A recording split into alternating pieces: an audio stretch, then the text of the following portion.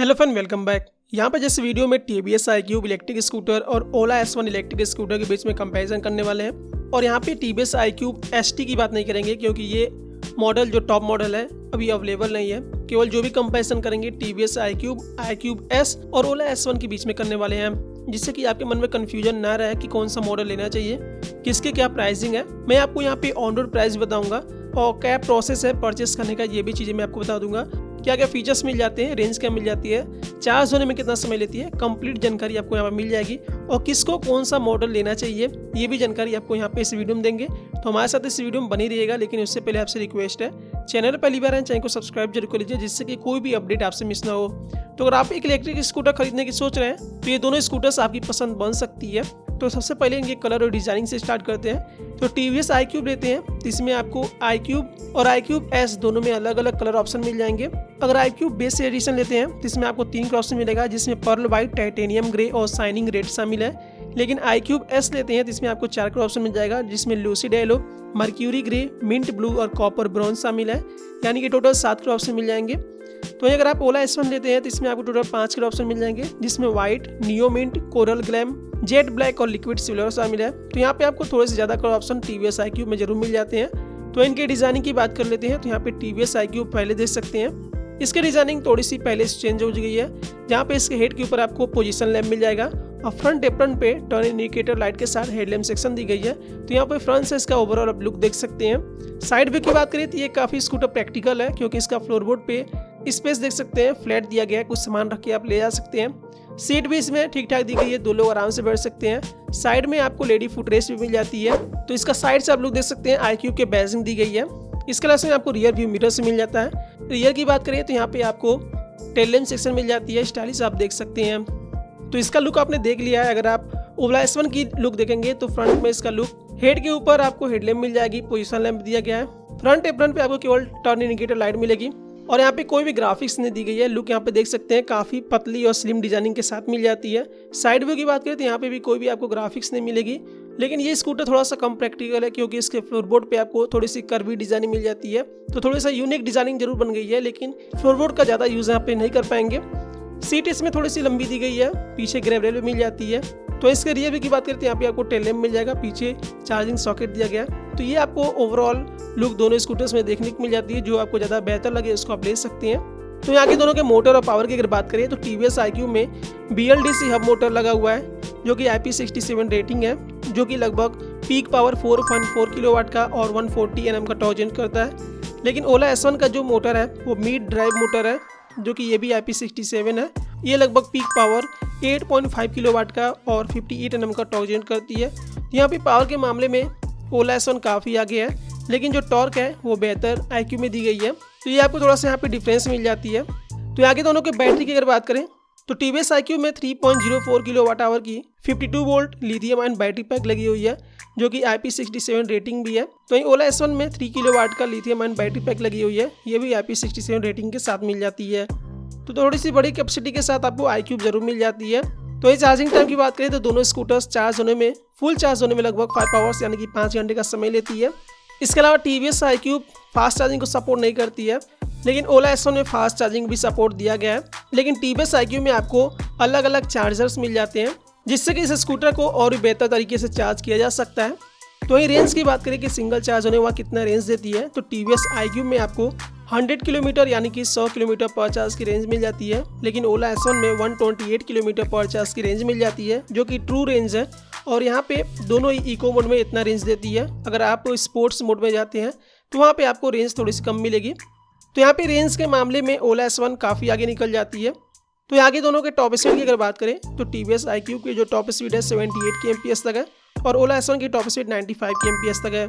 तो ये एक्सेलरेशन की अगर बात करें तो TVS iQube 0 to 40 kmph तक रफ्तार 4.2 सेकंड पकड़ लेती है, लेकिन ओला S1 0 to 40 kmph तक रफ्तार 3.8 सेकंड पकड़ लेती है। तो यहाँ पे इनिशियल पिकअप भी आपको ओला S1 में बेहतर देखने को मिल जाती है, क्योंकि TVS iQube में टॉर्क काफ़ी बेहतर है, फिर भी आपको एक्सेलरेशन ओला S1 की ज़्यादा बेहतर देखने को मिल रही है। तो इन दोनों के सस्पेंशन सेटअप की अगर बात करें तो TVS iQube में आपको फ्रंट के साइड टेलीस्कोपिक और रियर में adjustable hydraulic twin tube shock observer suspension setup लगा हुआ है।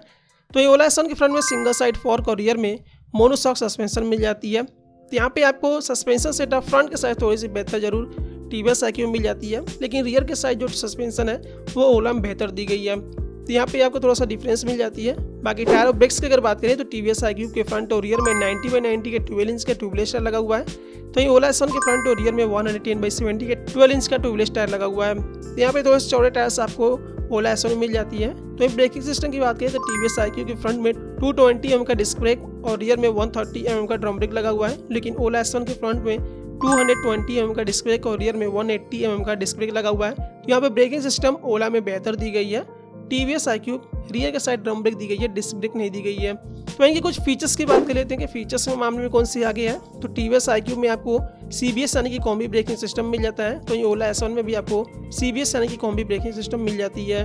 TVS iQ में LED हेडलैम्प के साथ LED पोजिशन लैम्प दिया गया है और ओला S1 में भी आपको LED लाइट्स मिल जाते हैं। TVS iQ में 5 इंच और 7 इंच TFT डिस्प्ले मिल जाती है, लेकिन टच स्क्रीन नहीं है। TVS iQ में 5 इंच दिया गया है और TVS iQ जो S दिया गया है उसमें आपको 7 इंच का डिस्प्ले मिल जाती है, लेकिन जो ST मॉडल जो फ्यूचर में आएगी उसमें टच स्क्रीन भी मिलेगी, लेकिन यहाँ पे अभी तक ST मॉडल अवेलेबल नहीं है, इसलिए यहाँ पे TVS iQ और TVS iQ S को केवल यहाँ पे मैं इंक्लूड कर रहा हूँ। इसके डिस्प्ले जो है कनेक्टिविटी के साथ आती है, मोबाइल कनेक्टिविटी दी गई है। Incoming call alert, side distance indicator, battery level, speed, low battery, distance to empty, geo fencing, navigation assist, सारे फीचर्स यहाँ पे मिल जाते हैं। म्यूजिक कंट्रोल कर सकते हैं। तो ये ओला S1 में आपको 7 इंच का टच स्क्रीन डिस्प्ले मिल जाती है, जो कि ये ब्लूटूथ कनेक्टिविटी के साथ आती है। यहाँ पे navigation, phone call alert, SMS, music control, battery speed, riding mode, voice control, ये सारी चीज़ें यहाँ पे देखने को मिल जाती है। डॉक्यूमेंट सेव कर सकते हैं। तो यहाँ पे थोड़े से आपको जो टच स्क्रीन है वो आपको ओला S1 में मिल जाती है। टच स्क्रीन iQ में अभी तक देखने को नहीं मिली है, लेकिन आगे फ्यूचर में मिल जाएगी जब ST मॉडल आएगी। तो इस समय जो है कि ओला S1 थोड़ी सी आगे निकल जाती है। तो TVS iQ में 17 लीटर का बूट स्पेस दिया गया है, लेकिन ओला S1 में आपको 36 लीटर का बूट स्पेस मिल जाती है। TVS iQ में USB चार्जिंग सॉकेट दिया गया है, जहाँ से स्मार्टफोन को चार्ज कर सकते हैं। तो ये ओला S1 में भी चार्जिंग सॉकेट दिया गया है, जहाँ से स्मार्टफोन को चार्ज कर सकते हैं। TVS iQ में कीलेस अनलॉक मिल जाती है, जो कि ओला S1 में भी दी गई है। और TVS iQ में एंटी थेफ्ट अलार्म दी गई है, जो कि ओला S1 में भी मिल जाती है। और प्रॉक्सिमिटी अनलॉक भी सिस्टम दिया गया है ओला S1 में, जो कि आपको OTA अपडेट के थ्रू दिवाली तक मिलेगा। तो TVS iQ में 2 राइडिंग मोड दिए गए हैं, जिसमें इको और पावर शामिल है, लेकिन ओला S1 में आपको 3 राइडिंग मोड मिल जाता है, जिसमें इको, नॉर्मल और स्पोर्ट शामिल है। TVS iQ में आपको रिवर्स मोड मिल जाएगा, जो कि ओला S1 में भी रिवर्स मोड दिया गया है। इसके अलावा ओला S1 में कुछ एक्स्ट्रा फीचर्स भी आपको मिल जाते हैं, जैसे कि heel hold, proximity lock unlock, ये आपको OTA अपडेट के साथ आगे मिलेगा दिवाली तक। लेकिन इसके अलावा इसमें स्पीकर्स भी दिए गए हैं, तो ये सारी चीज़ें आपको TVS iQ में देखने को नहीं मिलेगी। तो फीचर्स के मामले में ओला S1 TVS iQ से थोड़ी सी आगे है।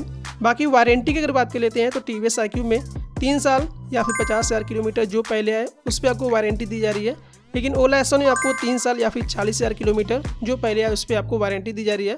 तो यहाँ पे किलोमीटर थोड़े से बेहतर आपको TVS iQ की वारंटी देखने को मिल जाती है। तो कुछ डायमेंशंस की भी बात कर लेते हैं। तो TVS iQ का जो व्हील बेस है 1301 mm, ground case 157 mm, seat है 770 mm, कर्व वेट 117.2 kg और इसका जो लोडिंग कैपेसिटी है 130 kg तक है, यानी 2 लोग आराम से बैठ सकते हैं। तो ये ओला S1 का wheel base 1359 mm, ground case 165 mm, seat है 792 mm, कर्व वेट 121 kg और इसका जो लोडिंग कैपेसिटी है 150 kg है। तो यहाँ पे बेहतर आपको ग्राउंड क्लियरेंस ओला S1 में मिल जाती है। सीट हाइट iQ की कम है और यहाँ पे थोड़ी सल की आपको iQ मिल जाती है। लोडिंग कैपेसिटी S1 की ज़्यादा दी गई है, लेकिन दोनों स्कूटर्स पे आराम से 2 लोग बैठ सकते हैं, कोई भी दिक्कत यहाँ पे नहीं होगी। तो आगे बात कर लेते हैं दोनों की प्राइसिंग की, कौन सा आपके बजट रेंज के अंदर आ सकती है। तो यहाँ पे TVS iQ को मैं डायरेक्ट आपको ऑन रोड प्राइस बताऊंगा, जो कि FAME 2 सब्सिडी और स्टेट सब्सिडी जो होती है दोनों मिला के ऑन रोड प्राइस क्या होगी वो आपको बता देते हैं। तो TVS iQ लेते हैं तो उसका ऑन रोड दिल्ली में जो प्राइस होगी 99,130 यानी कि 99,130 रुपये तक है, जो कि बिना किसी एक्सेसरीज के है। और ये स्टेट सब्सिडी के बाद की प्राइस है, क्योंकि किसी किसी स्टेट में आपको स्टेट सब्सिडी नहीं मिलती है, केवल FAME 2 सब्सिडी मिलती है। तो उस बात का आप ध्यान रखेंगे, जब आप परचेस करेंगे तब आपको वहाँ पे पता चलेगी। तो ये TVS iQ S लेते हैं तो उसकी जो ऑन रोड प्राइस है 1,04,123 यानी कि 1,04,123 रुपये तक है। तो अगर आप ओला S1 लेते हैं तो इसकी जो एक्स-शोरूम प्राइस है 99,999 यानी कि 99,999 रुपये तक है। तो अगर इसके ऑन रोड प्राइस की बात करें, जिसमें एक्स-शोरूम प्राइस में इंश्योरेंस और RTO ऐड हो जाती है, तब इसकी जो ऑन रोड प्राइस हो जाएगी लगभग 1,16,000 रुपीज़ के आसपास में हो जाएगी।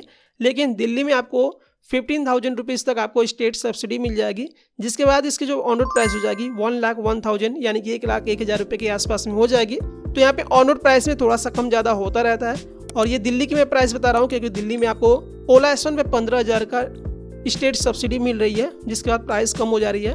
अगर आप किसी और स्टेट से बिलोंग कर रहे हैं, महाराष्ट्र से बिलोंग करते हैं या फिर किसी और भी स्टेट से बिलोंग करते हैं, अगर वहाँ पे सब्सिडी मिल रही है स्टेट सब्सिडी, तब आपकी प्राइस कम होगी, वरना इसकी प्राइस कम नहीं होगी। तो ये चीज़ें आप ध्यान देंगे। तो यहाँ पे इनकी प्राइसिंग में डिफरेंस देख सकते हैं। यहाँ पे TVS iQube जो कि बेस वेरिएंट है वो थोड़ी सी आपको सस्ती मिल रही है, लेकिन iQube S से अगर ओला S1 का कंपेयर किया जाए तो यहाँ पे ओला S1 थोड़ी सी आपको सस्ती मिल रही है। तो यहाँ पे आप प्राइसिंग में भी डिफरेंस देख सकते हैं।